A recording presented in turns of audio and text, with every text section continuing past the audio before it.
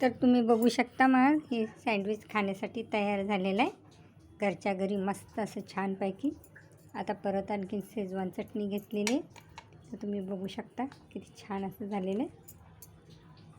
आतून पण बघा मस्त असं गरमागरम.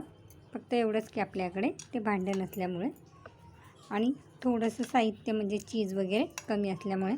तर माझे 4 सँडविच तयार झालेले आहे. तर तुम्हाला हे सँडविच कसं वाटलं ते नक्की कमेंटमध्ये सांगा